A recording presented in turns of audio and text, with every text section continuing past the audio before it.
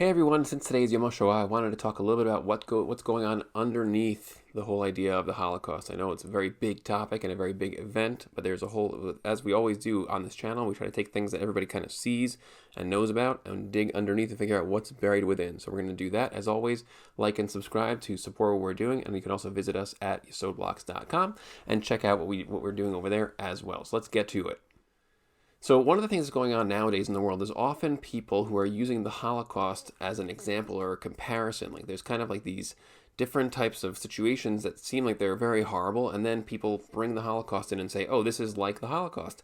And then other people will come in and say, hey, don't use the Holocaust like that. It's not a good idea to do that. The Holocaust is much more extreme than anything that's ever been done. And so what I want to show is, I think that, I'm not going to really weigh in on whether it's a good idea to use the Holocaust as a comparison. I want to just sort of show you why people are doing that and what's really going on underneath the Holocaust. What is the Holocaust really? Because obviously we see the problem with the Holocaust is that it's so loud, and like the things that are loud is that it's this huge event, so many people, and such a horrific combination of things.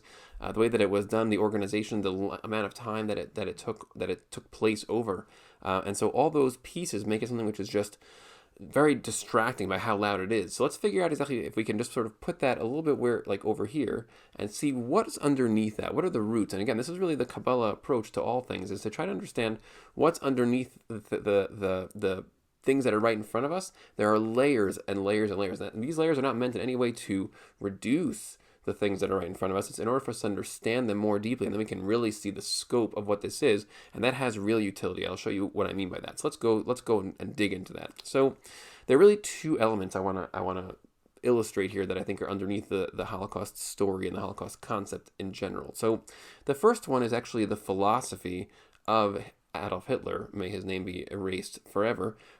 He actually had a coherent philosophy of how he thought the world worked, and then he built everything that he did out of that philosophy. And the philosophy basically was that what you see is what you get. In other words, right now you see this is me, this is what I am. There's nothing that anything that you can't see is irrelevant. It was very much like a your body is your essence type of perspective. You can read this if you want to read his work. He has a book out that he's a book that you could read. It's called Mein Kampf.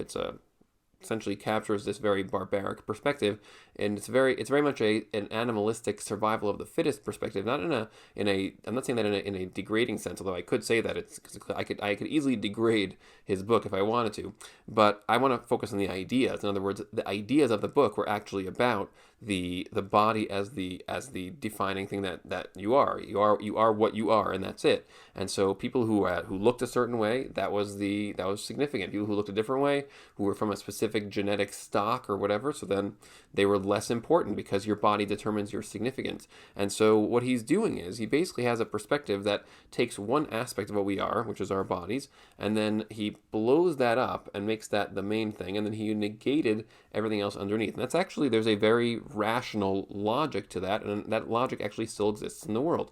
Whenever you take a person's body, some kind of this very fixed and in many ways kind of immaterial, ironically, because it's obviously material, but immaterial in many ways. Our bodies are tools, but they're not really defining of who we are. They can give us certain amounts of abilities or restrict our abilities in certain ways. But to say that your essence as a person, as a self, is only your body and that's it, so we actually obviously are seeing a tremendous amount of that philosophy in the world. There's a lot of emphasis on what is your skin color, what is your gender identity. These are basically attempts to label us in terms of different attributes that are body related or actually pure body, and then saying that's your deal. Oh, you have that skin color, you must only relate to people who have that skin color. Oh, you have a certain sexual proclivity, oh, you are part of that group of people and you belong with them. And people use that perspective in a negative way. We call that racism or sexism or discrimination, but they also use it in a positive way in their minds, where they say things like, oh yeah, like I'm part of that group, I identify with that group. That's just as destructive in terms of the distortion that's embedded in that perspective. Now, the idea there is that that's what was the underlying root of the philosophy that then Hitler used to actually create the Holocaust. He said, okay, well, step one is This is a truth about the world. You are your body. And then step 2 is, now let's go and practically actualize that. And that's really where people are coming from when they start making Holocaust comparisons. Of course, the problem is that what Hitler did was he actualized that in a way that was far more extensive than anybody has done using any of these types of comparisons today. So that's where people start to get confused, because on a principle level, there are underlying similarities to or even identities between the philosophies that are being espoused very often nowadays, that are very popular philosophies, and the philosophy that underlies the approach Hitler had in the Holocaust. And that's something which is important to note. In other words, it could be true that the things that people are saying today, the comparisons they're making are flawed, because what's happening today is nowhere near, light years away from anything similar to the Holocaust. But people are definitely noting the problematic nature of these perspectives and how to think about other people. And so the first takeaway, and the first thing that we can use and meditate on when we experience Yom HaShoah today, the Holocaust Remembrance Day, we can think about, okay, to what degree am I infected with this shallow approach to other people? Because even if I'm not going to ever create a Holocaust, God forbid, but at least I can make sure that I'm seeing things clearly and constantly trying to fight against the destructive dynamics that were essentially embedded underneath what was done during Yom HaShoah, during the actual Holocaust itself.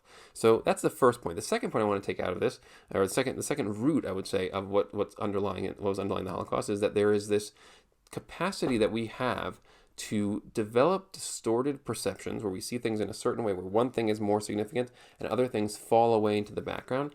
And then instead of correcting for those things and trying to find people who disagree with us, like, if I see things this way, what's healthy for me from an underlying Kabbalah perspective is to actually find people who disagree with me and see things this way. So I see it like this, you see it like that. I think certain things are important and other things are not, and you think these things are important, those things are not. And those are both of those perspectives are a function of what's called das tov vara, which das tov vara is the Hebrew term for the tree of knowledge of good and evil, which is essentially this tendency. It's a story in the beginning of Genesis, of the Torah, which basically says that we ate from this tree, and then it basically gave us this capacity to look at the world through these distorted lenses. Hitler's own perspective that you are your body was a distorted lens of that kind. It was basically saying your body is what you are, and the consciousness, the feelings, the emotions, everything, your mind, all the other things that you are can fall into the background.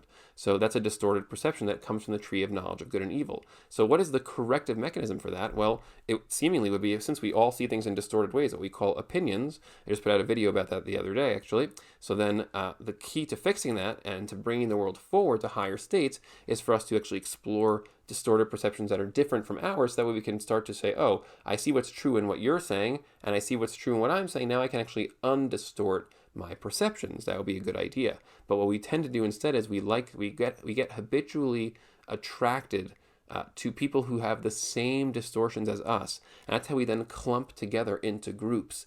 And so we basically say, oh, I feel more comfortable with you because you see things the way that I see them. And so then we basically, instead of this getting corrected, it actually gets emphasized and reinforced. We get more distorted over time. And that's the second root of what went on that actually led to the Holocaust happening, is that people, instead of actually trying to constantly critique what was going on in their own minds, they began to clump together. And the German people, that was the most horrific part, at least for me. One of the most horrific parts was that people could actually get so tribally clumped together into these groups that they could actually then rely on the group identity to absolve themselves of any real responsibility for the things that they were doing to other people. That's what mob mentality is when it take it to its extreme. That's what the Holocaust essentially became in many ways. It was like, oh, well, since it's okay to hate people because of these philosophies and these now social cultural perspectives, so now I don't even need to make the decision in myself. Is it okay if I go to my neighbor's house and commit a horrific act against him?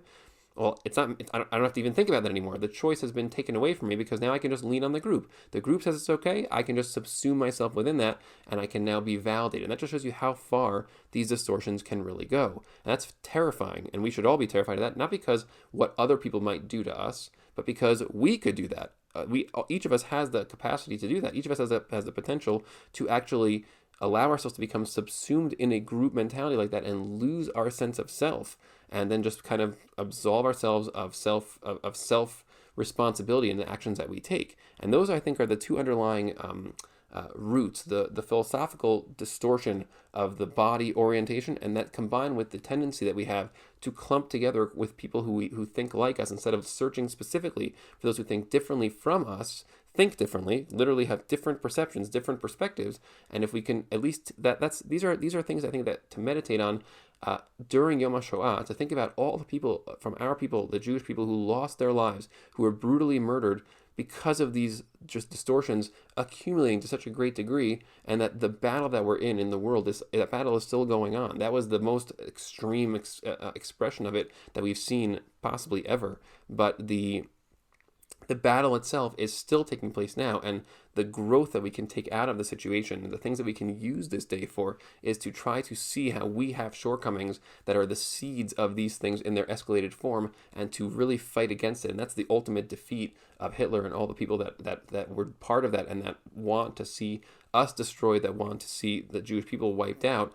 Our battle against that is to basically first fight that within ourselves, see ourselves in the ways that we have the seeds, and then once we're clear and strong enough within ourselves, we can then go and start making that fight even larger in the outside world to push back against this. And that's really the fight against an empty perspective that people are just their bodies, and the other perspective of the distorted dynamics, to fight against that as well, and to make sure that people do not clump together and become more and more and more validated in their distortions, but instead to force people to confront different perspectives and then actually learn to become more whole through that exposure and essentially expansion of our own perceptual space, our own consciousness. That's the idea that I am focusing on this year in Yom HaShoah. Hopefully that was helpful and you enjoyed that. And thanks so much for tuning in, for watching. Again, subscribe and you can support what we're doing. And looking forward to having you join me for the next video.